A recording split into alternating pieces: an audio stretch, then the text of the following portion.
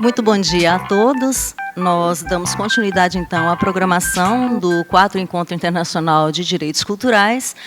E, nessa manhã, nós vamos trabalhar com os relatos de pesquisa e os diálogos entre pesquisadores da cultura e dos direitos culturais. Então, eu gostaria de convidar, nesse momento, a primeira apresentação de relatos. Nós contaremos com a coordenação conjunta entre eu e o professor Gonzaga, né, que nós ouviremos esses relatos, depois ouviremos os diálogos, né, e juntos discutiremos sobre essas pesquisas que estão em andamento, tanto dos relatos que forem apresentados, tanto do grupo de estudos e pesquisa em direitos culturais, quanto nas nossas pesquisas em geral, né, para que nós possamos trocar essas experiências e, quiçá, né, consigamos nos integrar uns aos outros, né, quem sabe a gente encontre pontos que nos aproximem nas nossas pesquisas, né, e mesmo estando em regiões geográficas diferenciadas, nada impossibilita que continuemos, né, nossas trocas de experiências. Eu sou Marisa Damas, né, esqueci de me apresentar logo no início. Venho da Universidade Federal de Goiás, do Núcleo Interdisciplinar de Estudos e Pesquisas em Direitos Humanos. Estarei coordenando este evento nesse momento, mas, é claro, muito mais num sentido de orientar as ações, mas o principal é ouvir vocês, né? Nós vamos começar, então, com o primeiro relato de pesquisa, que vai ser apresentado pela Luzenice Macedo e a Ana Elvira. O título é Tecendo Direitos Culturais no Maranhão, o Casa da Arte Centro de Cultura. Bom dia a todos. A nossa pesquisa é intitulada Tecendo Direitos Culturais no Maranhão, o Casa da Arte Centro de Cultura. Meu nome é Ana Elvira e Luzenice Macedo Martins, e a gente faz parte da consultoria legislativa da Assembleia do Maranhão. E a proposta da nossa pesquisa é justamente perceber como esses direitos culturais que estão no texto, né, textos legais, textos constitucionais, são construídos na prática, né? O estudo do caso foi o Casa da Arte. A gente partiu da percepção que esses direitos são dados, né, são parte dos textos, mas eles são principalmente construídos nesse processo de lutas, de movimentos e de iniciativas, tanto públicas como privadas. A metodologia que a gente buscou trabalhar nessa pesquisa é justamente de pesquisação, né, inseridos dentro desse processo e pela uma metodologia dialética, né, a partir dos textos legais sobre patrimônio e preservação cultural, e entrar na prática e voltar ao texto de novo e aprofundar esse conhecimento. Por que a gente escolheu o projeto Casa da Arte? Talvez porque a gente percebeu um pulo do gato nesse processo de construção de direitos culturais. Mas, antes de perceber qual foi esse pulo do gato, a Luzenice vai apresentar os objetivos do projeto, né, para vocês perceberem um pouco quais são as diretrizes, por onde o projeto procurou caminhar. Bom dia a todos. Dando continuidade ao que a Ana colocou, o Casa da Arte é um centro de cultura que se implanta na região metropolitana de São Luís, aí tem um mapa de São Luís, onde vocês enxergam o ponto mais vermelho denso, que aí não se enxerga, ele está nessa ponta aqui. Aqui É o Centro Histórico de São Luís, é o marco zero de ocupação de São Luís. Aí é onde tradicionalmente se produz e se frui em cultura, né? Então, toda a concentração de esforços de produção cultural e fruição é no Centro Histórico, que hoje é Patrimônio Cultural da Humanidade, e no seu entorno, em novas áreas. E o Casa d'Arte se implanta lá no outro extremo, onde tem a Raposa. É para onde a cidade e a ilha se expandem. Então, o Casa d'Arte se implanta com esse paradigma, com a produção e a fruição caminhando para fora do eixo convencional de produção cultural. E, naturalmente, por se implantar numa região que ainda tem áreas bem conservadas, é para onde o ambiente é mais conservado, o meio ambiente natural é mais conservado na ilha, ele também carrega consigo um apelo ambiental. Então, toda a sua arquitetura, toda a sua paisagem, também alia a esse desafio de produzir cultura e fruir cultura. Implantado em uma região com tradições de cultura de pesca e produção de renda artesanal, a renda de biuro. Então, esse apelo ambiental e esta produção fora do eixo são também paradigmas com os quais ele convive diuturnamente. Como fazer com que as pessoas se dirijam à periferia da ilha e produzam e fruam cultura? Esse é um desafio de implantação do Casa. E aí, esse território de pesquisação em que a gente coabita com ele também, a gente convive com esse processo e pesquisa esse processo, ele é implantado na perspectiva da pesquisação, a gente estabelece hipóteses para o que a gente vai fazer, a gente planeja o que a gente vai fazer, tanto do ponto de vista político quanto científico, quer dizer, a gente está em pesquisação mesmo.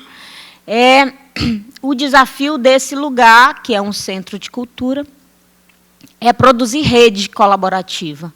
Ele nasce também sob esse viés. E por que ele nasce sob esse viés? Ele nasce com uma iniciativa privada, com investimentos privados, ele nasce sob a perspectiva de um negócio social, cujo eixo estruturador é gerar impacto social, ao tempo que gere recursos para se autocustear e continuar tocando os seus processos, a sua dinamização, todo o multiculturalismo envolvido nele, e a intersetorialidade. E ele nasce com a missão de promover e apoiar processos criativos e compartilhados, arte autêntica e autoral, gerando oportunidades de negócios entre empreendedores culturais e corporações, ao tempo que gera impacto e responsabilidade social ao difundir a cultura autêntica. Então, nessa missão, ele visa albergar processos compartilhados e negócios no campo da economia criativa. Então, também aí se impõem outros desafios, que é a cultura de rede colaborativa. E aí ele tem um ano, esse recorte temporal, que é objeto do nosso relato de pesquisa, é de funcionamento de um ano do Centro de Cultura. Então, ele tem um ano de funcionamento e, nessa perspectiva de construção de direitos para além do texto, né, tecendo esses direitos, esse também é um trocadilho com a região geográfica em que ele se implanta. Lá é um lugar de tecer redes, porque é um lugar de pesca e de cultura de pesca, tecer fios de artesanato e tecer redes de pesca, e agora tecer direitos culturais. A gente observa uma dinamização de um ano com uma estratégia desenvolvida para a sustentação desse processo e desse propósito e desse valor que o centro quer oferecer à sociedade. ele nasce sob a perspectiva e o viés de um negócio social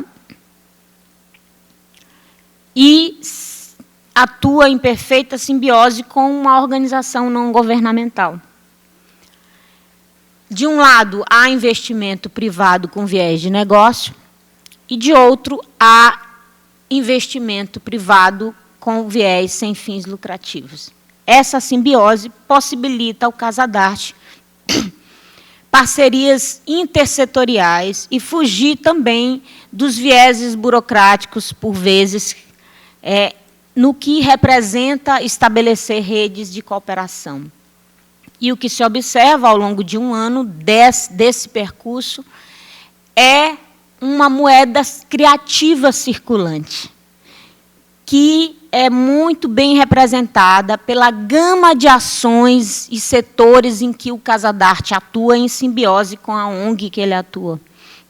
Então, no Casadarte, se materializam desde parcerias com a Vara de Execuções Penais para integrar apenados em novos processos de... Só um minutinho.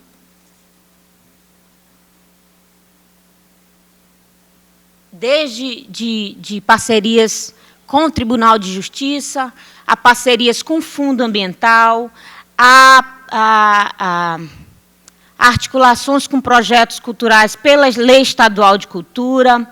Aí se tem exemplos do Casadarte e da ONG com quem ele atua em simbiose, com o Ministério da Cultura para capacitações de editais, com o Sistema S, ora para apoio à cultura estrita, espetáculos, ora para festivais, encontros de redes, ora rede de turismo, ora rede de culinárias. Então, esse vasto campo de atuação em redes cooperadas tem sido campo de enfrentamento para que esse espaço continue perseguindo o caminho pelo qual ele busca construir e tecer direitos na prática. Então, esses são exemplos. A direita é um exemplo de atuação articulada com a rede de pequenos projetos apoiada pela Vara de Execuções Penais. Aí tem dois exemplos. Cultura de Paz, projetos de cultura de paz também articulados e apoiados pelo Tribunal de Justiça e com a Universidade Federal, e outros projetos apoiados também pelo Tribunal de Justiça para oficina de grafite em regiões periféricas de alta incidência de criminalidade, e a intercâmbio com essas pequenas redes, são pequenos mesmo projetos no que diz respeito às finanças dele, né? Não aqui o caráter subjetivo da importância dos projetos. A Vara de Execuções Penais, como vocês devem saber, arrecada recursos para um fundo, e este fundo destina recursos da ordem de 2, 3, 4 mil reais para apoio a pequenos projetos. Isso tem efeitos exponenciais, efeitos que a gente não avalia, porque não pesquisa, isso não é campo de pesquisa. E também esse é um clamor, né, que as pesquisas se aproximem mais desses processos e que saibam melhor avaliar a importância deles, porque com a atuação nesse campo, que em geral são associações sem fins lucrativos, elas não dão escala, elas não repercutem em escala, né? Isso é mais difícil de comprovar, os efeitos desse projeto na comunidade e impactos locais. Aí são outros exemplos. Atua também o Casadarte em economia solidária, tem toda a metodologia desenvolvida agora para lançar um banco de trocas solidárias, em que a moeda é o tempo. É pedagógico isso, para a gente avaliar o valor do tempo. O tempo é subjetivo, mas o mercado deu valor maior ou menor para as pessoas, e isso é para nós pedagógico. Então, a Feira Solidária vai acontecer a próxima domingo, está na sua 6ª edição, e ela já é uma referência. O CASA também é uma referência em criatividade. O que é o desafio dele? Ele é uma startup, mas condicionou-se reconhecer startups em outros campos tecnológicos, não nos campos tecnológicos da cultura. Então, o Casa d'Arte é um exemplo de startup em cultura. E aí, se analisando o processo em que ele se implanta e os desafios dele, a gente chega a algumas conclusões que a Ana Elvira vai poder colocar com mais proximidade do campo de assegurar direitos. Alguns desafios que a gente enxerga para que ele se sustente no tempo dentro do eixo para o qual ele foi pensado em questão de promoção de direitos. Justamente o que a Luzenice falou. Eu acho que a maioria que pesquisa sobre direitos culturais percebe essa fragilidade dessa construção, né? Muitas vezes chamado, entre aspas, o primo pobre dos direitos humanos, né? Porque essa construção é muito difícil e os financiamentos, as verbas são diminutas. O que a gente percebeu? Qual foi o pulo do gato nesse projeto? Ele tem um viés de ONG e também de MEI, né? Instituição privada, porque aí ele consegue trabalhar com esses vários ambientes e fazer inter-relações setoriais. No projeto, o que a gente percebeu também é que ele delineia, basicamente, os princípios que são definidos aí para a preservação e proteção cultural. Justamente, o princípio do pluralismo cultural, a gente tem várias vertentes e o projeto apoia várias linhas de pensamento e vários projetos diferenciados, como a Luzenice falou, que envolvem culinária, apenados, e ele trabalha também com coworking. O que seria isso? Abre para possibilidades, né, em rede de novos projetos. E, na construção desses direitos, ele está no processo de certificação como pontão de cultura. Então, a gente sabe que esses direitos são construídos num viés de idas e vindas, a gente tem avanços, tem retrocessos, mas é possível a construção dentro dessa perspectiva. E, em relação a números, a gente começou a perceber também que o público-alvo já está girando em torno de 5.000 pessoas, e, com a certificação, com certeza, a gente vai conseguir um público-alvo mais em expansão em relação ao projeto. Começou inicialmente com um financiamento privado, mas conseguiu construir essa estrutura entre privado e ONG que está se sustentando, né? É uma nova proposta que muitas vezes o direito às vezes tem esse delay, né? Esse atraso, como a gente conhece, às vezes ele é reativo às novas propostas. A gente está aberto a questionamentos, não sei se a presidente da mesa quer fazer isso agora ou depois. Só para concluir, a gente descobre também uma lacuna jurídica. A gente não tem regulamentada hoje a questão dos negócios sociais. Os negócios sociais estão submetidos aos mesmos tributos de um negócio de baixo impacto social, né? Eu costumo brincar com uma bodega, eu adoro bodega, mas o impacto social de uma bodega é diferente do impacto social de um centro cultural. E essa lacuna jurídica a gente percebe, também já estamos pesquisando em outras federações, em outras nações, como que elas lidam com negócios de impacto social, especialmente no campo da cultura. Ok? Obrigada. Então, agradecemos a apresentação da Luzenice e da Ana Elvira, e a dinâmica que a gente pretende deixaria a discussão para o final. Então, a gente pontuaria as questões, eu peço para vocês irem anotando, porque a gente vai fazendo os questionamentos em conjunto, né, à medida que cada pessoa traga suas contribuições também, né? Então, acho que ficaria mais interessante. Nós teremos agora uma segunda apresentação, que é da Carla Vladiane Alves Leite.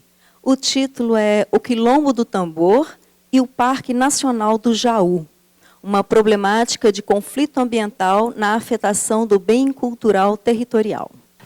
Primeiro eu vou me apresentar, eu sou a Carla Vladiane Alves Leite, eu sou doutoranda da PUC do Paraná, tá?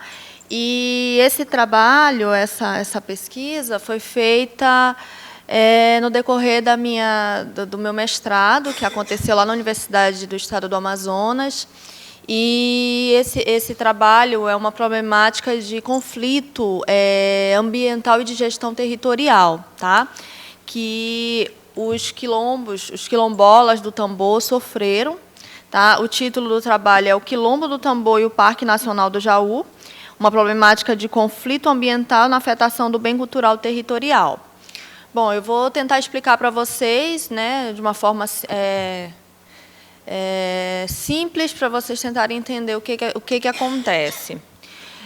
O Parque Nacional do Jaú é uma unidade de conservação de proteção integral. Quando se fala em unidade de conservação de proteção integral, é onde não pode ter a presença humana, não se pode ter pessoas no local, né? E o que acontece? Essa unidade de conservação ela foi criada em 1980, sem a menor pesquisa se havia ou não pessoas morando, né, vivendo naquele local. Na verdade, essa unidade de conservação ela fez parte de uma política de implantação, de implementação de unidade de conservação para se tentar reverter a situação de degradação do meio ambiente que existia, que começou a surgir a partir do problema de que os recursos naturais estavam sendo diminuídos, né? Então, a partir de meados, segundo meados do século passado, começou essas políticas de implantação. E uma delas foi a Unidade de Conservação Parque Nacional do Jaú. Né? Para vocês terem uma ideia, essas unidades de conservação elas eram feitas sem nenhum tipo de estudo, né? Apenas por satélites. Muitas delas foram criadas sem irem lá, né, nesses locais, e criou uma série de problemas para os povos tradicionais. Por quê? Porque elas simplesmente eram implementadas sem verificar se existiam ou não esses povos lá, e muitos deles tiveram que sair. Foi o que aconteceu com o Parque Nacional do Jaú, onde viviam os quilombolas do Tambor, né? E o que acontece? O Parque Nacional do Jaú ele é uma unidade de conservação que vem, né, tentar reverter esse quadro, como eu mesmo falei. Esse nome dado ao Parque Nacional do Jaú é porque ele se situa próximo ao rio Jaú. E esse nome foi dado por quê? Porque o rio Jaú ele tem um dos maiores peixes do mundo, que é o Jaú, e, em homenagem a esse peixe, fizeram essa unidade de conservação. E, voltando para a problemática dos quilombolas do Tambor, o que aconteceu? Eles foram retirados do local, né? Alguns deles ainda permanecem lá, nessa tentativa de ficar com o local, né, de viverem no seu local, mas a maioria deles tiveram que sair, onde foram algumas pessoas foram para um município próprio, próximo. Só voltando aqui, o Parque Nacional do Jaú ele é situado próximo a Manaus, ali no município de Manaus, entre Barcelos e Rorainópolis, entre os estados do Amazonas e Roraima. E o que acontece? Essas pessoas, esses quilombolas, eles não tinham menor estrutura, porque eles viviam lá dentro, próximo ao rio Jaú, e eles não tinham nada com a sociedade, eles não tinham contato, eles viviam isolados. E o que acontece? Eles tiveram que inventar uma nova forma de viver, eles tiveram que inventar uma nova forma de vida, sem trabalho, sem condições de viver, e foram alguns foram mendigar nos municípios próprios, como Novairão, né, que é um município próximo a Manaus, e outros resolveram não sair do local. E o que aconteceu? Esses que resolveram não sair estão em briga judicial até hoje. Por quê? Porque eles estão sendo obrigados a sair do local sem a menor consulta prévia desses povos, dessa situação. Bom, então, está posta a problemática. A problemática é que esses povos simplesmente não têm os seus direitos respeitados, a sua condição de povo tradicional respeitada, e sem a menor condição de vida humana mesmo, digna, porque essa unidade de conservação não dá a menor possibilidade deles de procurarem melhorias e também não dá a menor possibilidade deles continuarem no local que eles já viviam e que eram deles. Espero que vocês tenham entendido um pouco a problemática do trabalho e estou aberta a ajudas, a críticas e dúvidas. Certo, Carla, muito obrigada, né? A próxima apresentação é o trabalho A Assessoria Jurídica Universitária Popular como instrumento de concretização de direitos humanos culturais. A experiência extensionista junto às comunidades isoladas do Cafundó e do Escondido, no município de Choró, Ceará. A equipe é Roberta Laena Costa, Iago Paz Moura e Jonatas Isaac Apolônio. Meu nome é Isaac Apolônio. Eu sou Iago Paz. Bem, nós vamos apresentar a pesquisa aqui, a Assessoria Jurídica Universitária Popular, como instrumento de concretização de direitos humanos culturais, a experiência extensionista junto às comunidades isoladas do Cafundó e do Escondido, no município do Choró, Ceará. A nossa pesquisa ela ocorreu com a orientação da professora Roberta Laena, e a metodologia que nós utilizamos foi para fins de uma pesquisa exploratória, com observações, relatos de pesquisa, entrevistas e aplicação de questionários. Primeiramente, antes de começarmos o relato, é importante nos situarmos aqui quem somos, né? Que a nossa pesquisa ela foi feita junto com o grupo de assessoria jurídica universitária popular da Faculdade Católica do Sertão, o coletivo de assessoria jurídica universitária popular, o CAJUP-CITIA, que ocorre com a orientação da professora Roberta Laena e tem cerca de 11 participantes. Primeiro, para se situar melhor, seria interessante dizer o que é um AJUP, o que é uma assessoria jurídica universitária popular. A assessoria jurídica universitária popular, ela se pauta em demandas coletivas e não em demandas privadas, mas sim em demandas que têm um impacto social, um impacto coletivo. E como a moradia, saúde, educação, nós procuramos utilizar o direito como instrumento de emancipação e emancipação humana, pautado sempre no viés de educação popular, em que a nossa relação junto com as comunidades em que atuamos sempre se dá de forma integradora e não de forma hierárquica. A gente sempre diz logo para eles que a gente aprende com eles e eles aprendem com a gente. E as comunidades que nós atuamos, do CAJUP, já três grupos, que são o complexo do Açude Cedro, na cidade de Quixadá, as comunidades do Cafundó e do Escondido, que é no município do Choró, que é vizinho de Quixadá, e o quilombo do Sítio Veiga, que é numa serra de Quixadá. O CAJUP-CITIA, ele surgiu, é um grupo novo, do começo de 2015, agora foi em cerca de março que o grupo começou a atuar, que a professora Roberta ela começou a nos orientar e o projeto virou um projeto de extensão da Faculdade Católica. Mas é isso, quero dizer que o nosso viés sempre é pautado em emancipação social, emancipação para empoderar grupos vulneráveis. Passando o slide, agora nós vamos falar o que queremos, né? É importante dizer a nossa perspectiva, o nosso trabalho. Bem, o que queremos enquanto grupo, enquanto um coletivo de assessoria jurídica universitária popular, né, fundada e pautada no ambiente acadêmico, né, e, a partir desse questionamento, vem uma resposta imediata. Nós buscamos a efetivação dos direitos humanos, pautada em uma perspectiva multicultural, defendida pelo professor Boaventura de Souza Santos.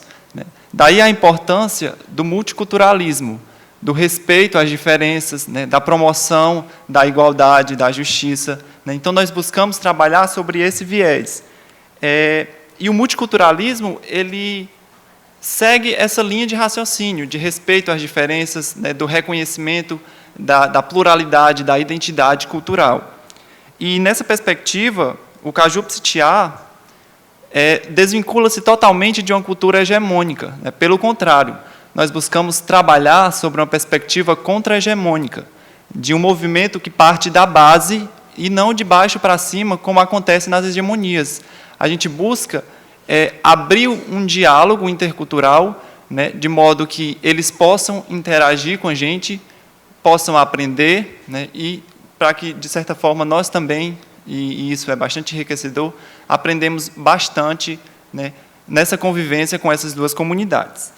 O professor Boaventura de Souza Santos, uma referência em direitos humanos, ele também propõe a hermenêutica diatópica.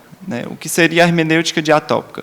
Seria a possibilidade desse diálogo intercultural, essa abertura, o reconhecimento de que ele até propõe que, primeiramente, as culturas elas devem reconhecer sua incompletude. Quem foi que disse que o nosso modo de viver, que o nosso modo de se organizar é o correto, é o que é para ser seguido, e que a forma de viver da comunidade isolada, do cafundó e do escondido, não deve existir, deve mudar. Então, ele diz que as culturas elas têm que reconhecer sua incompletude.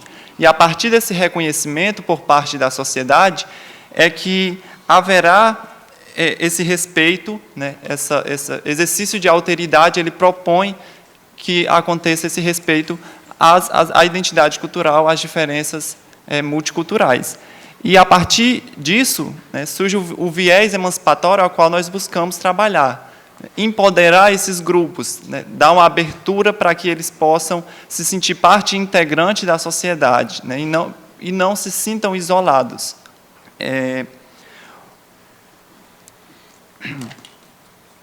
Dando continuidade à nossa pesquisa, agora a gente vai adentrar um pouco sobre as duas comunidades objeto de estudo do nosso relato de pesquisa, que são as comunidades do Cafundó e do Escondido. Como vocês podem ver, na imagem, essa imagem é do grupo, já na descida, está tudo bem verdinho, mas hoje não se encontra assim, em virtude da estiagem. A localização dessas duas comunidades, eles são localizados no topo de uma serra, a 200 metros de altura, no município de Choró, a 140 quilômetros aqui de Fortaleza, e demandam uma subida bastante íngreme, e existem pontos realmente críticos, que, como vocês podem ver, para nós, até na descida, na descida que dizem que todo santo ajuda, mas a gente precisou fazer uma corrente humana para poder descer, porque existem pontos realmente críticos. Então, dá para perceber o quanto a localização, essa característica de isolamento dessas comunidades, eles são considerados uma das comunidades mais isoladas do país, ela é marcante, ela é latente.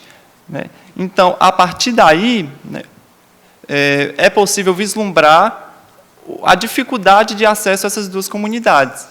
E surge aqui uma discussão que eu poderia dar vários exemplos dessa dificuldade de acesso nas comunidades, diante das nossas 5 intervenções que já fizemos nessas duas comunidades.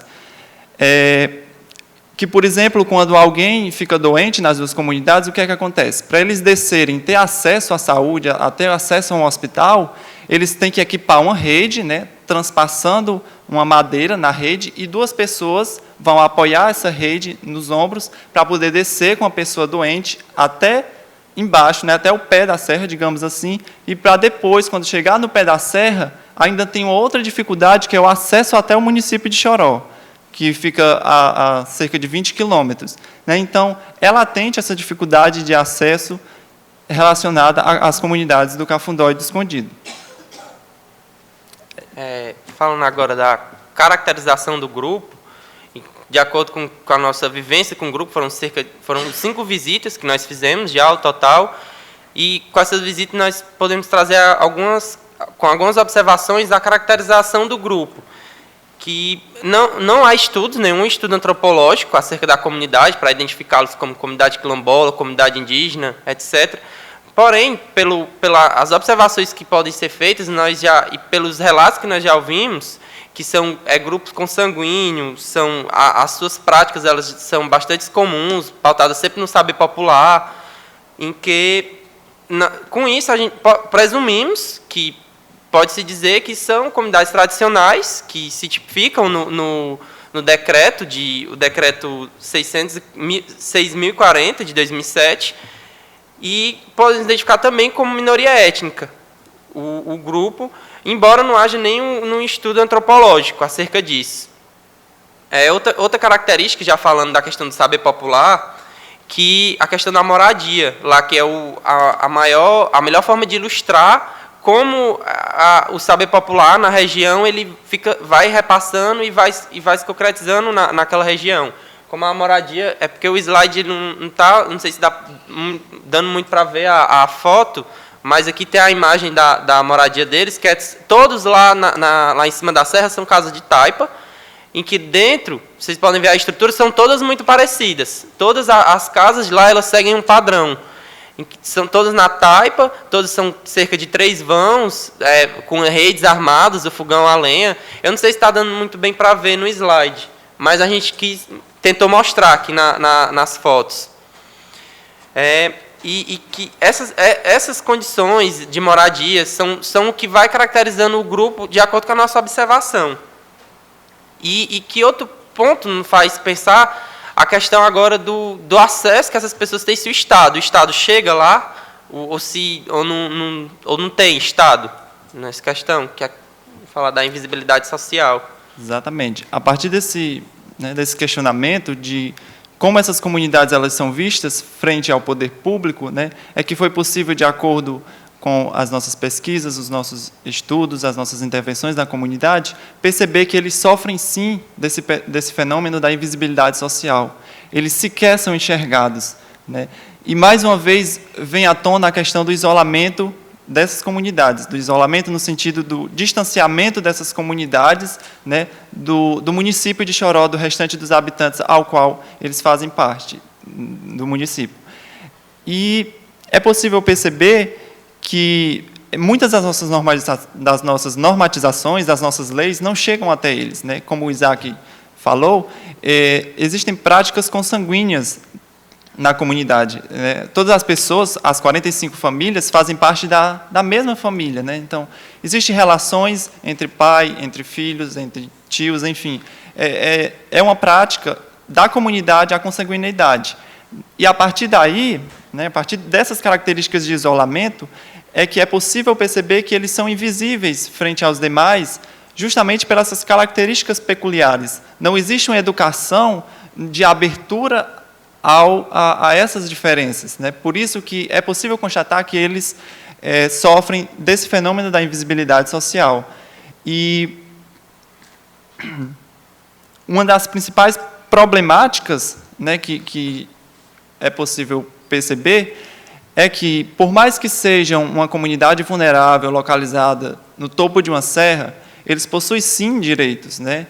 O artigo 5º da nossa Constituição estatui que todos são iguais perante a lei, sem distinção de qualquer natureza. Então, por mais que eles sejam uma minoria étnica, que eles estejam localizados em um local, digamos assim, totalmente inviável ao nosso ver, eles possuem, sim, direitos. Agora, o ponto questionável é como se dá o acesso a esses direitos. Igualdade formal, ok. Igualdade material. Como se dá o acesso a esses direitos?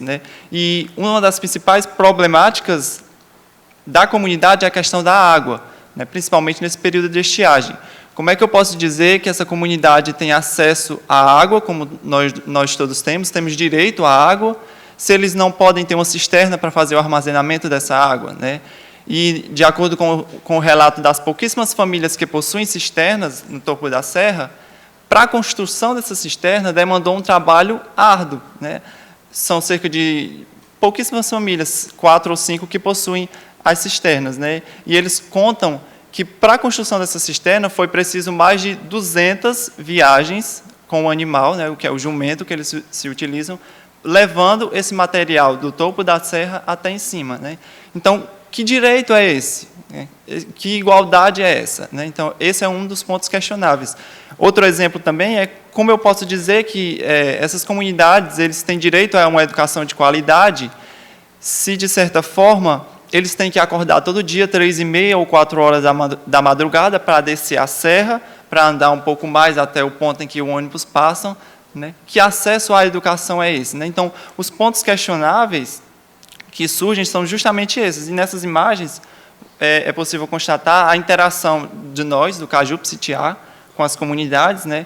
Como vocês podem ver, é todo mundo integrado, a gente busca passar, né, essa segurança para eles de que não existe uma hegemonia, todos nós, né, estamos em igual patamar. E agora, falando um pouco sobre os resultados da nossa pesquisa, a gente fizemos um censo para poder identificar as demandas da região, para podermos até fornecer um serviço jurídico para a população. E fizemos um censo junto com outros cursos da faculdade, que nos ajudaram, o curso da enfermagem, que foi possível constatar algumas observações acerca da região. E que esse primeiro é a questão da população. De acordo com o censo, a gente percebemos que há 107 pessoas nas duas comunidades, Cafundó e Escondido, e 63 são maiores de 18 e 44 menores de 18 anos. Aí passando, tem outro dado. Ainda no censo, nós vemos ainda a questão da alfabetização, em que são 61% no geral. Cadê? Pronto, 61%. 51% em geral se diz alfabetizado, sabe escrever o nome. Já 48% não. A comunidade ela se divide metade e metade. Para ver o slide. Pronto, aí aqui a questão do abastecimento de água, que o Iago estava até falando agora, que eles têm, percebemos no censo que 86% eles têm acesso à água por meio de poço e nascente, só 3,4% tem cisterna. E é interessante falar dessa questão da água, que a comunidade, o Estado, o governo, o município, ele já forneceu as cisternas deles. Porém, o Estado ele forneceu de forma atendendo apenas à igualdade formal, em que ele forneceu, mas não disse que não ia disponibilizar para subir as cisternas. Que como eu falou, eles só fizeram uma cisterna, em que uma família se dispôs a subir e descer todo dia com material, com o jumento, que foi eles disseram que contabilizou cerca de mais de um mês para poder levar só o material, para poder fazer a cisterna. Aí a questão do tratamento da água, que 69% não tem tratamento. 69% não tem o tratamento da água, que já é um dado alarmante. A questão da forma de escoamento do banheiro, em que 69% não tem banheiro, é a céu aberto, que já mostra dados que vai contabilizar com dados do lixo, que já a questão de saneamento básico. O destino do lixo, não tem ninguém que recolha o lixo de lá. O lixo, ou ele é queimado, ou ele é a céu aberto. Aí já é um problema que fica bastante difícil de se resolver, porque não sabe qual é o pior.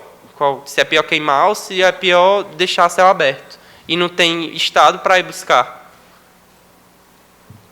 Pronto, a questão da renda familiar, nós constatamos que são a média de R$ 378 por família. Lembrando que, por família, são cerca de, no mínimo, 7 pessoas. 7 pessoas, no mínimo, por família. E a renda é R$ 378 por família. E a maioria dessa renda é por programa do Estado, Bolsa Família. Fontes de renda, o Bolsa Família, 51%. A fonte da renda. Interessante também esse dado, que até um resultado da nossa pesquisa que até nos anima, que é a questão dos grupos comunitários, em que, quando fizemos o censo foi feito em junho, foi feito em junho o censo, que 55% afirmavam não fazer parte de nenhum grupo. E um resultado que nos animou na última visita que fizemos agora em agosto, o grupo já podemos ver uma maior interação comunitária das duas comunidades, Cafundó e do Escondido. Nós fizemos um trabalho sobre mostrar a questão a importância de viver em comunidade. Justamente por causa desse dado, nós tínhamos observado que a comunidade ela não tinha muito essa questão de viver em comunidade. Eles vivem em comunidade, mas a questão de associação para ir poder a luta por direitos, de se organizar, a questão de buscar os direitos deles. E que na última visita nós constatamos que eles já podemos observar a liderança, em que já se torna melhor a comunicação com o Estado para podermos buscar as demandas, que, inclusive, em agosto, eles já nos dispuseram as demandas, que já foi colocado por demanda na busca das cisternas, e a outra foi a questão da educação. Questão da educação, da escola, porque lá não tem escola nenhuma. A escola que tem, o governo fechou, porque não tem professor para ir dar aula lá em cima. Que é outro dado interessante, que inclusive falar até uma coisa, tem uma reportagem no Profissão Repórter, no YouTube, que é de fácil acesso, que é a reportagem ela fala sobre a questão da comunidade. Eles subiram lá e mostra bastante, mostra um pouco da comunidade. Bem, aí sobre o relato de pesquisa é isso.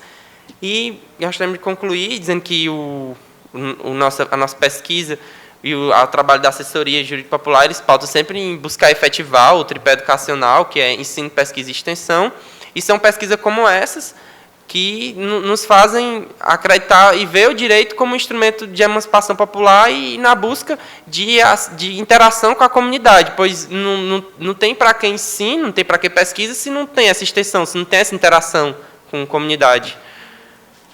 Mas é isso. Obrigado. A gente agora passa para a apresentação da Geórgia Pinheiro Jovino. O título do trabalho da pesquisa é Aspectos Constitucionais, Doutrinários e a Importância do Tombamento como Mecanismo de Proteção ao Patrimônio Histórico, Cultural e Artístico no cenário jurídico vigente. Bom dia, né? Todo mundo me ouvindo? Nossa, eu tão pequena aqui, tão grande. Bem, o título do meu relato é Aspectos Constitucionais, Doutrinários e a Importância do Tombamento como Mecanismo de Proteção ao Patrimônio Histórico, Cultural e Artístico no cenário jurídico vigente. Primeiro, eu gostaria de começar dizendo o motivo que me levou a fazer esse trabalho. Eu estagiei por volta de 1 ano e 3 meses na Promotoria da Saúde Pública, e junto ao Ministério Público. E esse órgão ele era lotado ali na Avenida Santos Dumont, com a Barão de Aracati. Era uma casa com uma estrutura muito antiga, muito bonita, e que retratava que ali passou várias épocas, né, de Fortaleza. Era uma estrutura que merecia ser preservada, porém, não aconteceu isso. Eu via como uma maneira de perpetuação da cultura. Aconteceu que era uma casa de propriedade particular e que era locada para o Ministério Público. Infelizmente, uma construtora se dispôs a comprar o terreno e querer construir um prédio no local. Demorou um certo tempo até isso acontecer, só que nesse interregno eu fiz uma viagem de apresentação em Belo Horizonte. Infelizmente, quando eu voltei, o prédio já não mais existia. Ele foi demolido, enfim, a estrutura não permaneceu e hoje, com certeza, vai ser construída uma torre cultural, uma torre empresarial, desculpa. Então, assim, a partir disso, me despertou a curiosidade de saber um pouco mais sobre o Instituto Jurídico do Tombamento. Então, o que é o tombamento? Primeiramente, é importante a gente salientar que trata-se de um ato administrativo oriundo do poder discricionário do Estado.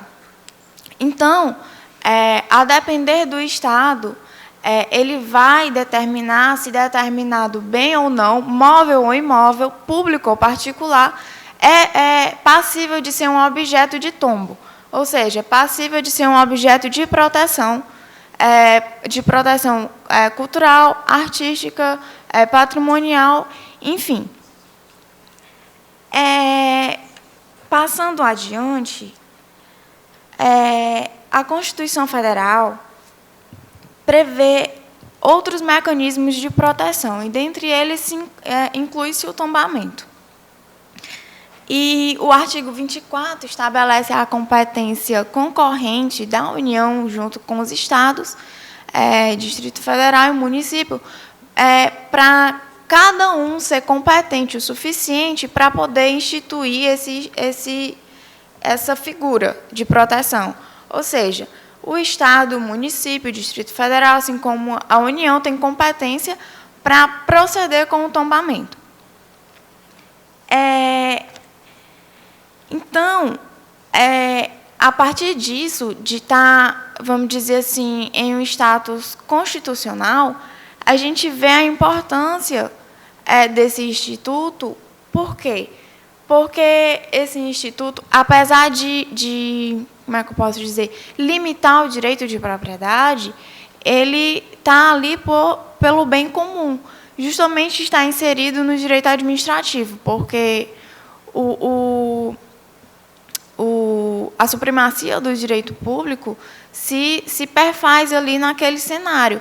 Por quê? Porque ali é um interesse não só do indivíduo, do proprietário, como também de todos, ter aquele patrimônio preservado para, posteriormente, ser repassado entre as épocas.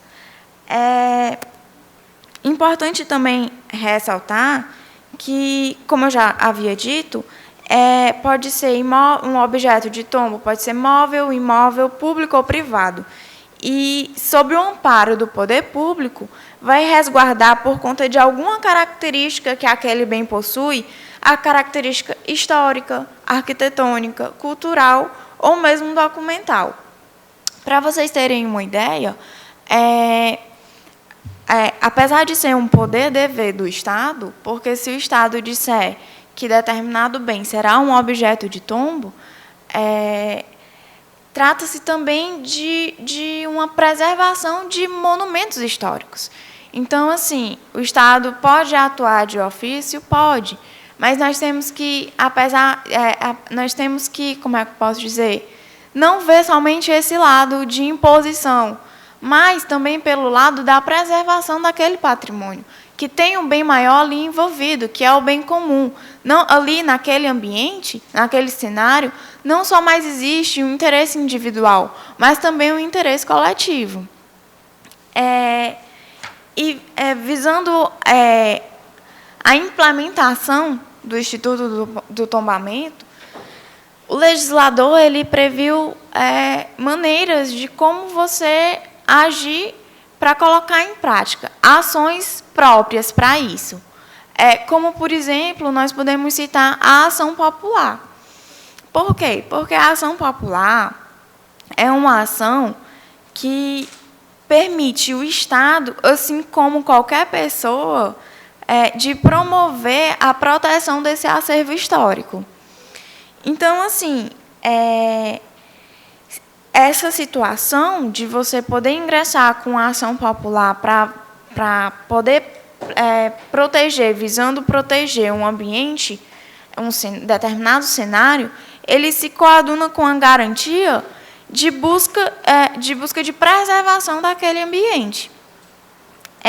A ação popular, como sabemos, é uma ação constitucional, de natureza constitucional, e permite a defesa de determinado patrimônio em nome próprio, mas de um legado cultural. Além da ação popular, nós temos ainda a ação civil pública. Entretanto, a ação civil pública, a legitimidade para colocar é somente do Ministério Público, da Defensoria, é direcionada aos entes da federação, da administração direta e indireta, e e ela representa um instrumento processual adequado para programar a defesa, visando evitar danos ao meio ambiente, a bens e direitos de valor artístico, cultural, histórico, resguardando, assim, direitos difusos da sociedade que estão presentes ali. Além disso, é importante também a gente ressaltar a origem do tombamento.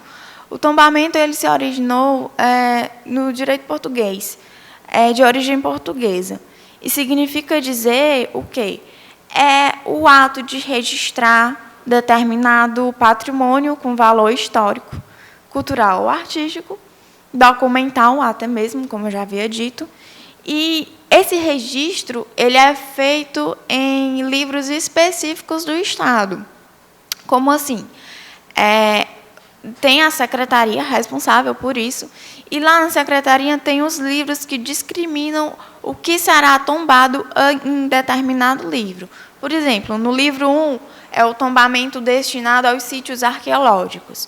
No livro de tombo 2, que é assim que é chamado, livro de tombo, é o livro direcionado aos monumentos históricos, e assim sucessivamente.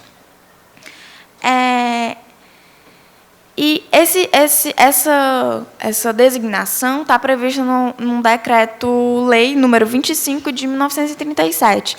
Então, nesse decreto, em seu artigo 4º, a gente vê essa determinação do livro 1, do livro 2, e assim vai. Não é algo que surgiu da cabeça de aleatório. Então, assim, esse vocábulo, tombo, significa inventariar, inscrever, descrever elementos singulares. Ou seja, pode incidir o tombamento, né, em bens de origem pública ou privada, móveis ou imóveis. E, além disso, como eu disse no início, o tombamento ele se caracteriza por ser um ato administrativo feita pela autoridade pública competente no intuito de preservar, através de uma legislação específica, porque tem a legislação que trata do tombamento, bens com esse valor. E a legislação vai além. Por quê? Porque, além de permitir que esse instituto seja aplicado, ela ainda traz maneiras de preservação. Ou seja, quando eu tenho um bem objeto de tombo, de um tombamento, esse bem ele não vai poder ser reformado a qualquer hora. Pelo contrário, vai estar ali sempre o poder público, o Estado, determinando como agora eu vou me relacionar com aquele bem. Porque ele vai determinar quais as obras que serão feitas, as obras de preservação, obras de reparação, e assim por diante.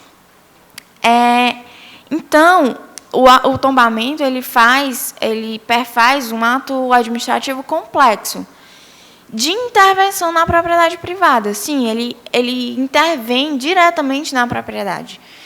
E a natureza jurídica do tombamento ainda é um ponto assim controvertido no direito. Por quê? Porque, para determinados autores, eles veem o tombamento como uma servidão administrativa, outros como uma limitação administrativa, e outros ainda veem como uma limitação ao direito de propriedade. Eu não vou entrar no mérito de diferenciar cada instituto por conta do tempo, mas o meu posicionamento, que também é do José dos Santos Carvalho, o administrativista, eu vejo como uma limitação ao direito de propriedade. Por quê? Porque o meu direito está ali posto, ele não vai ser afetado, eu não vou perder ele. Não, pelo contrário, eu vou ter o meu direito, só que eu estou limitado dentro dele. Por quê? Porque nós sabemos que o direito de propriedade prevê os poderes de uso, gozo e disposição. E eu vou ter os direitos esses direitos afetados no que diz respeito à preservação desse bem, porque vai ter um terceiro, que é o Estado, determinando como que eu vou me relacionar com ele, mas não ocasiona a perda da minha propriedade. certo? Outra coisa também que eu acho importante salientar é o fato das modalidades, né? O tombamento ele pode ser de ofício voluntário, compulsório ou mesmo temporário. Só que esse temporário ele se transforma, se transmuda em permanente, posteriormente, em procedimento próprio. E também a questão do dever de indenizar. Ainda também é outro ponto, informação no direito. Por quê? Porque, apesar de não ser um tema pacificado, prevalece o entendimento de que, a priori, o direito de indenização não é devido. Somente quando vem determinado dano e que você se vê prejudicado. Porque quando você tem um bem, um imóvel, que ele é objeto de um tombamento, você não se prejudica no bem. Não, você, como eu já falei, você vai ter limites de relacionamento com ele, mas você não vai sofrer nenhum prejuízo. Então, assim, concluindo, que eu gostaria de ressaltar é a importância desse instituto, porque muitas pessoas, eu acho que, quando se vem diante dessa situação, em que o seu imóvel vai ser um objeto de tombo, acham que estão sendo violentadas, entre aspas, e invadidas, e é uma coisa muito injusta, mas não, o que a gente requer é uma consciência maior para a gente ver que aquilo ali está envolvendo não mais um direito meramente individual, mas um direito de âmbito coletivo, em que todo mundo tem acesso, tem direito de ver aquele bem se transpassar no tempo, avançar entre as épocas. Tá? É isso. Obrigada a todos. Bom dia. A próxima apresentação é do João Gabriel Rangel Fraga, o trabalho, e Vanessa Batista Oliveira. O título é Contratação de Pássaros Inocentes, uma análise sobre representações de trabalho infantil nos quadrinhos de super-heróis. Meu nome é João Gabriel, a Vanessa foi minha orientadora, só eu vim apresentar. O nosso trabalho está aqui, é uma análise sobre representação de trabalho infantil nos quadrinhos de super-heróis ou super-gente. Primeiro eu preciso salientar que é uma pesquisa que eu vou desenvolver para apresentar no final desse ano ainda. Então não é um relato de uma pesquisa que já foi feita, é um relato que ainda vai vir. Então, assim sendo, a primeira coisa a estabelecer são os objetivos. E o objetivo, claro, é passar pelo trapézio, né? Não, mentira. O objetivo é analisar os quadrinhos de super-gente, né? Melhor do que super-heróis, principalmente vamos botar aqui, o Robin, né? E depois da análise, fazer um paralelo, tentar traçar um paralelo entre esses quadrinhos específicos, esse personagem específico e trabalho infantil. A escolha do personagem, quando eu comecei a pesquisa, a ideia era fazer vários outros personagens, porque o Robin, como a gente sabe, não é o único parceiro mirim, tem outros, mas ele é o mais famoso e é o único que é desprovido de habilidades fantásticas, fantasiosas, que seriam impossíveis de trabalhar. Ele sendo simplesmente um garoto, sem nenhuma habilidade impossível, em tese, torna possível o trabalho. Mas como? A gente parte para a metodologia, né? Que o personagem existe esse ano, ele completa 75 anos de existência. Então tem uma vasta literatura em torno do personagem. E a ideia não dá para ler tudo, mas tem quadrinhos básicos que precisam ser lidos, que podem ser lidos e comparar essa bibliografia com o direito qualitativo e tal, tudo isso aqui. Mas isso aí gera uma pergunta óbvia e necessária, que é misturar quadrinhos do jeito. Como assim? É possível? Bom, é possível. O primeiro passo é estabelecer quadrinhos como uma forma de arte e quadrinhos de super-gente como uma forma de arte também. O primeiro livro que a gente tem, esse é só, claro, é um mínimo resumo do nosso referencial teórico, mas o primeiro deles é a arte do Juan Saez, que é um espanhol, nascido nos anos 70, e esse livro é muitíssimo interessante porque ele fala de arte, mas o livro é todo em quadrinhos, então o quadrinho. E o nome é Arte, Conversas Imaginárias com Minha Mãe, porque o que ele faz é meio autobiográfico e meio não autobiográfico. Ele viaja por vários museus da Europa, principalmente, que é de onde ele é, e vai falando sobre arte e explicando para a mãe dele, que só está na cabeça dele. E assim ele traça o livro, que é falar sobre arte, e o que é a arte, de uma forma bem didática, então, fundamental para esse tipo de trabalho. Outro livro muito interessante é A Leitura dos Quadrinhos, do Paulo Ramos, esse já é brasileiro, e o principal, não é tão completo, mas o principal trabalho que o Paulo Ramos faz é estabelecer quadrinhos como linguagem. No Brasil é um livro muito importante, porque todos os outros trabalhos desse tipo eram feitos para a parte mais artística.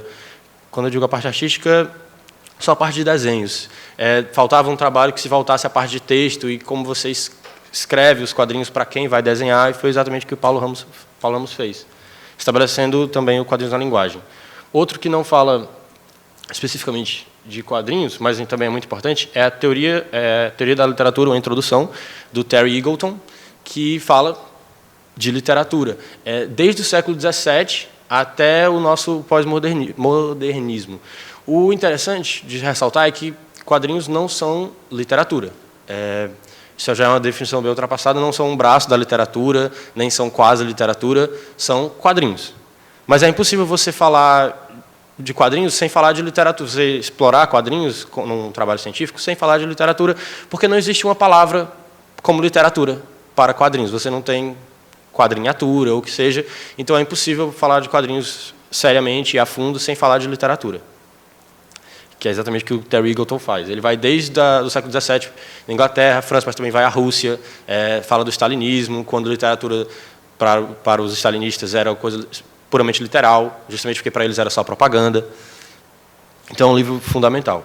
Mas a verdadeira bíblia desse tipo de trabalho é o Desvendando os Quadrinhos, do Scott McCloud, que o Scott McCloud é considerado, ele é um dos maiores estudiosos de quadrinhos do mundo inteiro, vai vir ao Brasil até agora em dezembro.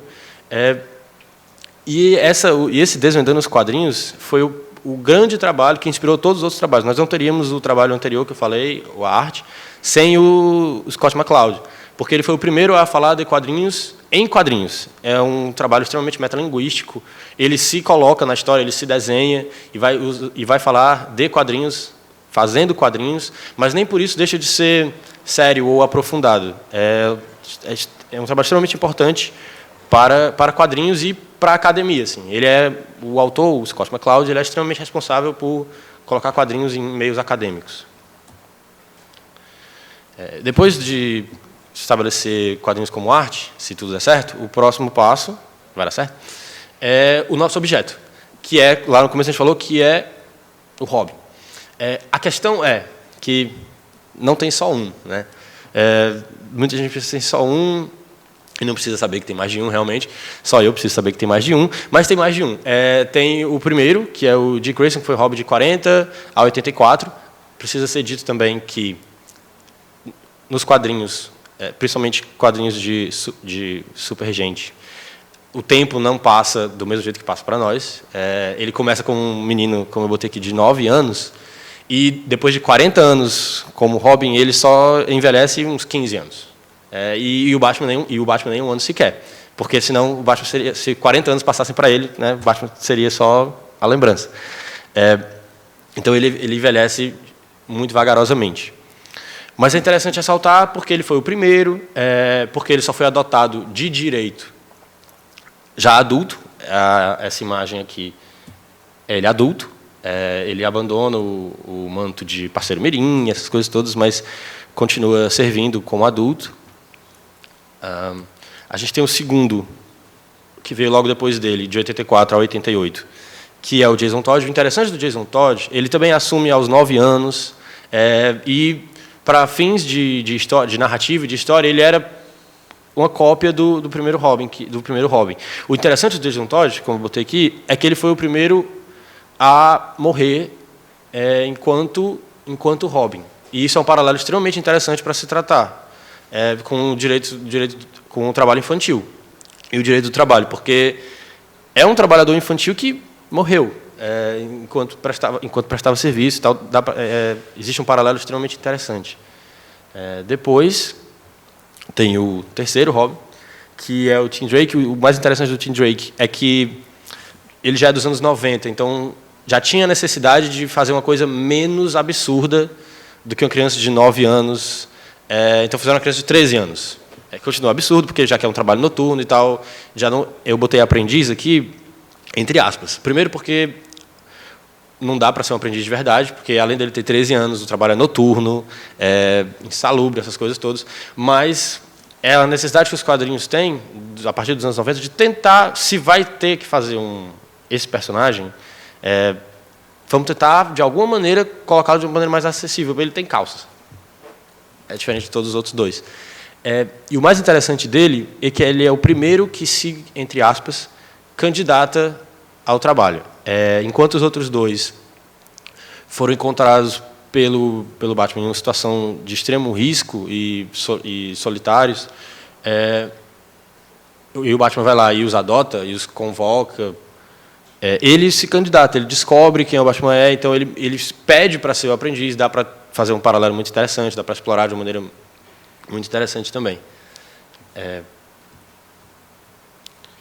E o próximo, e talvez o mais interessante, é que o Robin atual, que é de 2009 até o tempo presente, que é o primeiro e único até agora filho biológico do Batman. E o mais interessante é que tem um paralelo óbvio na história desse personagem, que a mãe dele, bom, sempre tem as fantasias, né, dos quadrinhos e o exagero das obras de arte, assim, principalmente escritas.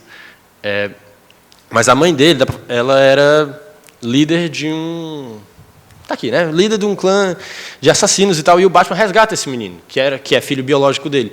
E o interessante é que, quando a gente fala de trabalho infantil, a gente fala do melhor interesse da criança, sempre. E ele sai dessa vida, desse meio extremamente prejudicial e é resgatado pelo Batman para ser transformado em Robin. E a partir desse momento é que ele cresce como uma pessoa. Ele não sabia se relacionar, ele não sabia conversar com ninguém. E sendo tirado de um ambiente ainda mais hostil, acolhido pelo seu pai biológico, é quando ele começa a evoluir como pessoa, começa a conseguir se relacionar. Então é o personagem mais interessante de se explorar justamente por causa dessa questão. Qual é o melhor interesse da criança? Sem dúvida nenhuma, ficar completamente longe do trabalho infantil, mas tem um paralelo muito interessante mesmo assim. Tem duas meninas que existe muito pouca literatura sobre elas duas. A parte de cima, a Carrie, ela só tem uma história, enquanto a Robin eu botei justo para mostrar que, para deixar a pesquisa mais completa, mas tem pouquíssima coisa para se explorar dela mesma. Ela só aparece uma história em 1986. E a Stephanie Brown, a de baixo, ela também tem. Ela vai de 2004 a 2005, mas ela nem sequer fecha um ano de histórias. Então tem muito pouca literatura para se explorar dela, enquanto do primeiro, por exemplo, tem 40 anos, o do atual ainda está saindo até hoje, já tem quase 10 anos, então tem muito mais literatura desses outros. São personagens, essas duas, sem dúvida, vão ser menos exploradas, mas com certeza vão ser exploradas para mostrar a completude da pesquisa. E acho que vai ficar muito escuro, mas eu botei justamente de todos eles, o importante a fazer é dizer qual é a figura do Batman nessa relação, porque o meu plano é transformar a pesquisa num contramodelo, né? E mostrar como não é aceitável o trabalho infantil e não tem como o Batman não sair como o vilão da história. Então, de todos eles, a gente vai ter que dizer qual é a relação com o Batman. É um trabalho familiar? É uma relação de trabalho familiar, como no caso do mais recente, que é filho dele. É uma relação de aprendiz? Poderia ser uma relação de aprendiz ou não. E, por fim, e o direito, né, que é exatamente isso que a gente vai fazer. A ideia é transformar o estudo numa metáfora, pegar os hobbies e transformar numa metáfora e usar como um contramodelo, para estabelecer o quanto o trabalho infantil não é aceitável, o quanto o trabalho infantil é repugnante e deve ser reprimido. Eu botei uma foto do busto de Sócrates aqui, porque é impossível não assumir que existe uma conotação filosófica por trás de tudo, apesar de ser uma coisa bem aparentemente muito esdrúxula e fantasiosa, claro que é cheio de fantasia, é claro que é, mas a gente pode pegar essa fantasia, e é isso que nós vamos fazer, é pegar toda essa fantasia, usar como uma metáfora e trabalhar num contramodelo para exploração do trabalho infantil e trabalho infantil. É impossível também não explorar os próprios direitos fundamentais, como tem a imagem aqui do menino sendo explorado. Então, a ideia é transformar numa metáfora a pesquisa e usar como um contramodelo para trabalho infantil. E estou à disposição também. Muito obrigado.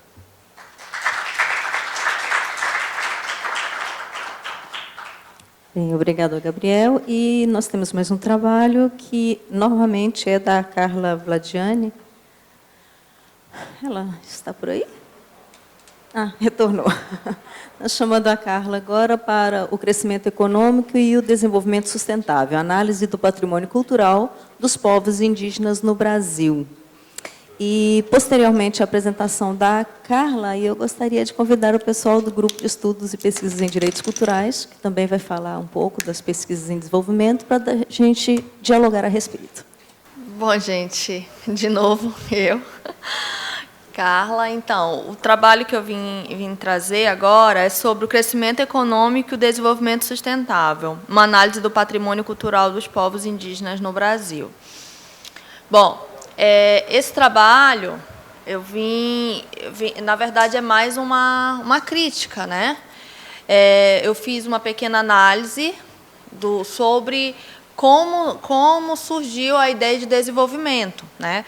Através do mau uso dos recursos, começou-se a pensar em mudar a visão do mundo em relação à escassez dos recursos usado a partir da ideia de desenvolvimento. E essa ideia de desenvolvimento, né, ele era atrelado ao crescimento econômico.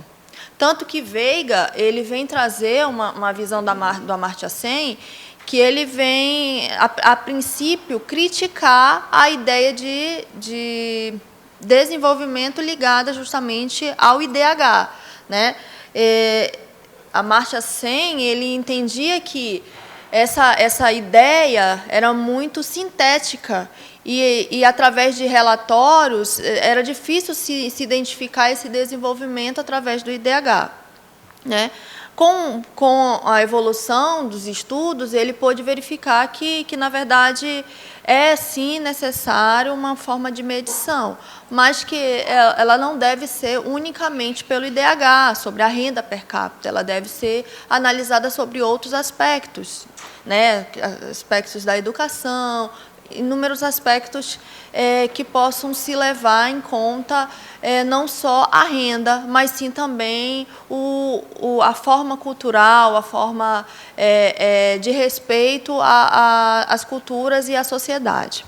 Bom, então baseado nisso tudo, começou-se a pensar de como o meio ambiente estava sendo degradado e como estava sendo atingido os povos tradicionais, né?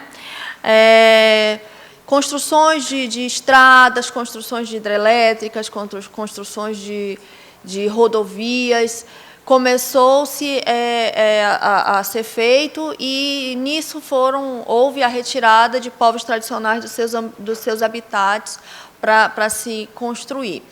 Bom, a problemática da retirada desses povos tradicionais, e eu vou citar aqui um povo indígena lá do Rebio do Gurupi, que é uma reserva biológica de proteção também. A reserva biológica, para quem não conhece, é uma unidade também de conservação, né? Só que ela permite a presença humana apenas para fins de pesquisas, né? E ela se localiza ali no norte do Maranhão, e é uma das poucas unidades ali, áreas pouco preservadas ali do norte do Maranhão. E o que acontece? Fizeram essa reserva biológica a fim de proteger esse local, né? Porém, também como uma unidade de conservação e de proteção integral, não permite que lá vivam povos, né? Não pode ter a presença humana, apenas para pesquisas.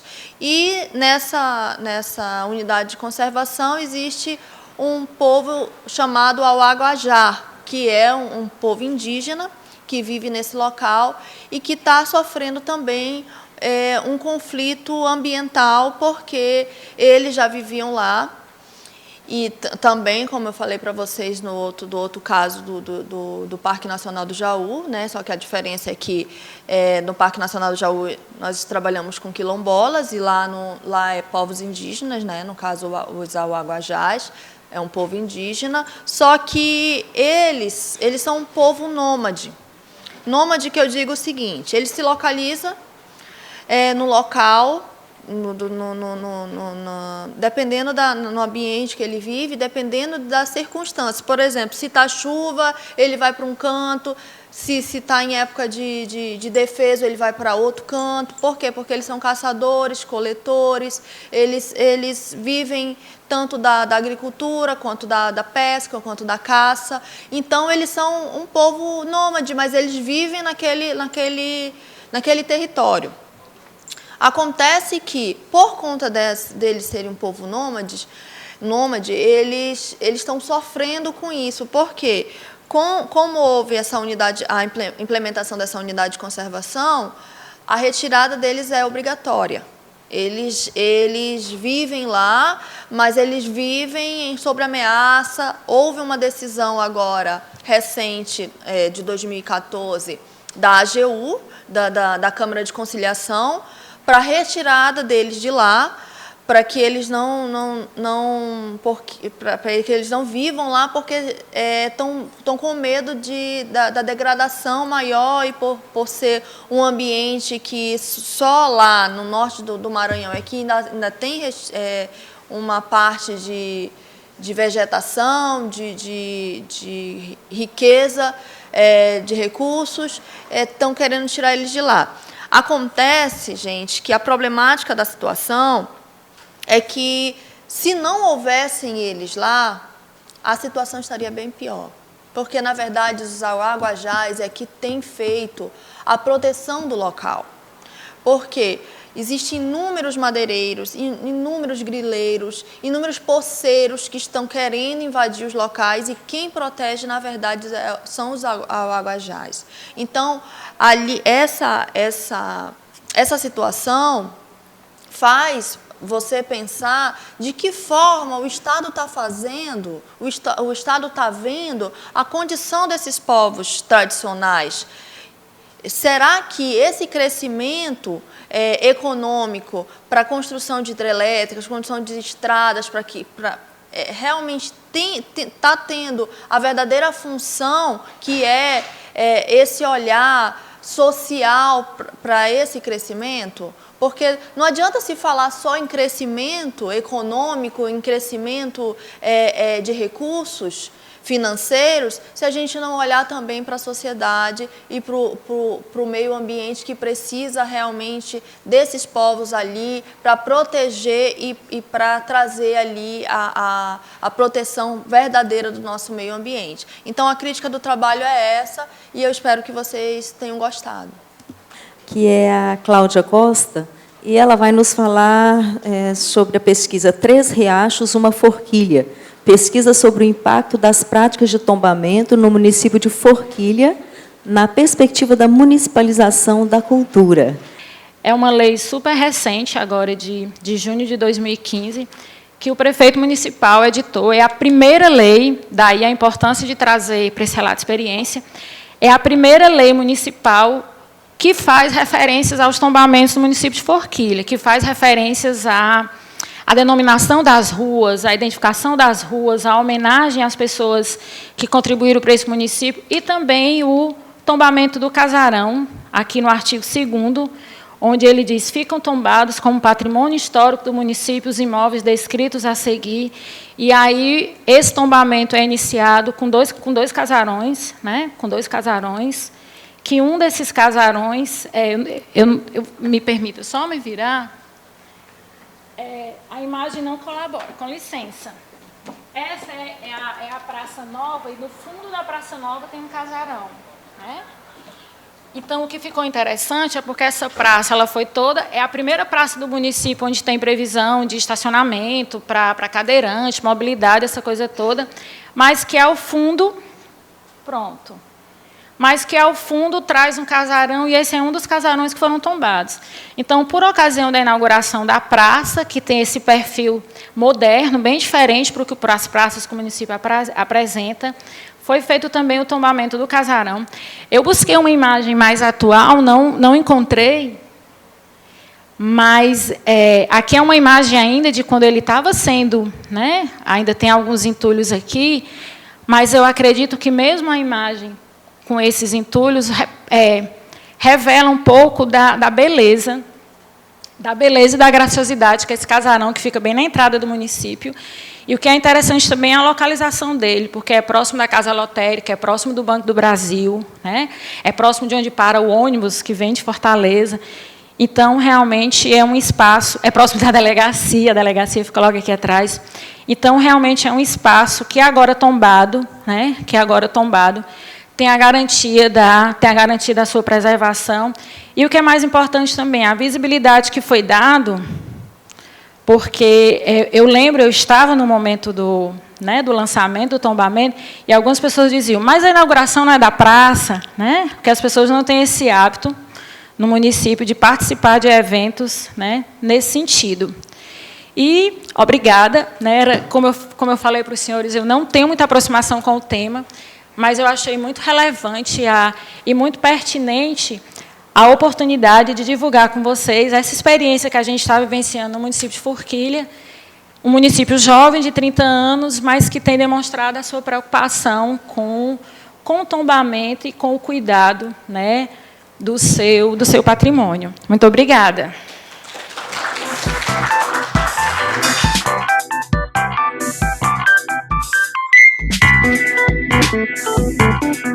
Thank you.